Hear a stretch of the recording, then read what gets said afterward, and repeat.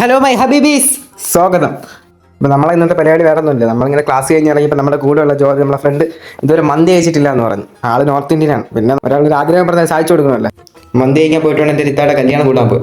അപ്പോൾ കുറച്ച് കാത്തിരിപ്പിന് ശേഷം ബസ് വന്നു. നമ്മുടെ ടിക്കറ്റിന് 75 രൂപയായി. നമ്മൾ 5 പേരുണ്ട്. അങ്ങനെയാണെങ്കിൽ ഒരാൾക്ക് എത്രയാണ്? അടുത്ത PSC വെച്ച് അതെന്നുള്ളൊരു കമൻറ്റ്.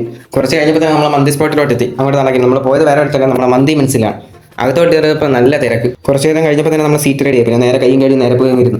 എൻ്റെ അടുത്ത് ഇരുന്ന് ചിരിക്കുന്ന ആളാണ് ചോദ്യം. ആദ്യമായിട്ട് മന്തി കഴിക്കാൻ വേണ്ടി എക്സൈറ്റ്മെന്റിൽ ഇരിക്കുകയാണ്. മൈനസൊക്കെ റെഡിയാക്കി വെച്ച് ഇപ്പം എന്തൊരു ശാന്തമായ അന്തരീക്ഷം. കുറച്ച് കഴിയുമ്പോൾ ഇവിടെ യുദ്ധം തുടങ്ങും. വലിയൊരു പട്ട കഷ്ണം കൊണ്ട് മാറ്റി വെച്ചാൽ ഫുഡ് അടി തുടങ്ങി. മന്തി എല്ലാം ചൂടെ എത്തട്ടെ, കൈ പൊള്ളിക്കും.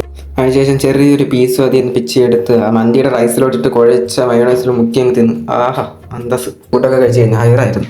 അതിനുശേഷം നേരെ കൈ കഴുകി അവിടെ കണ്ട കണ്ണാടിയിൽ 2 പോസൊക്കെ ചെയ്ത് നേരെ പുറത്തോട്ടിറങ്ങി വീണ്ടും 2-3 ഫോട്ടോസ് എടുത്തു. അതിനുശേഷം അവിടെ ഇരുന്ന് ബാഗും എടുത്ത് നേരെ തിരിച്ചു പോയി.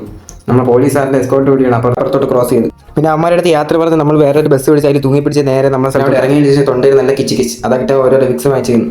പിന്നെ നമ്മൾ നല്ല സാമൂഹിക പ്രതിബദ്ധതയുള്ള ചെറുപ്പക്കാരായിട്ട് അവിടെ സ്കൂളിൽ എന്തൊരു പരിപാടി ഇറങ്ങുന്നുണ്ട്. അതൊക്കെ നല്ലോണം വീക്ഷിച്ചതിന് ശേഷം നേരെ പോയി. പിന്നെ ഈ വിക്സ് എന്നതിന് ശേഷം ഈ നല്ലൊരു തണുപ്പാണ് ഇങ്ങനെ ഓടുമ്പോൾ. അതിനുശേഷം നേരെ തിരിച്ച് വീട്ടിലോട്ട് പോയിക്കൊണ്ടിരിക്കും. നല്ല സമാധാനവും കാറ്റുമുണ്ട്.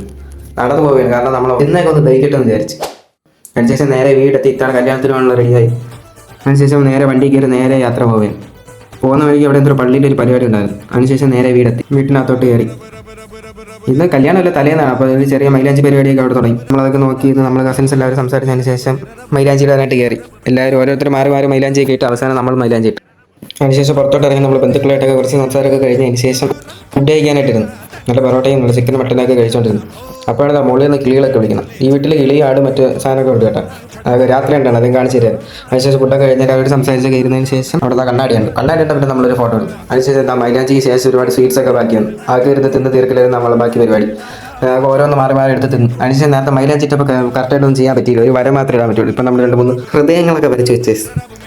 അതിനുശേഷം എല്ലായിടത്തും യാത്രയൊക്കെ പറഞ്ഞ് നമ്മൾ പുറത്തോട്ടൊക്കെ ഇറങ്ങി. അതിനുശേഷം ഫുഡ് ഒരുപാട് ബാക്കി വന്നു. അത് അവിടെ ഇരുന്ന് വെറുതെ വേസ്റ്റ് ആകുമെന്ന് പറഞ്ഞാൽ പാർസൽ ചെയ്തെല്ലാം തന്നെ കേസ്. അതെല്ലാം കൊണ്ട് ഡിക്കിക്കകത്ത് വെച്ച് നേരെ വണ്ടിക്കകത്ത് കയറി നേരെ തിരിച്ച് വീട്ടിലോട്ട് പോകണേ കേസ്. അപ്പോൾ ഇന്നത്തെ വ്ളോഗ് ഇത്ര തന്നെ. ശരിയാ, നൈസ്, ബൈ.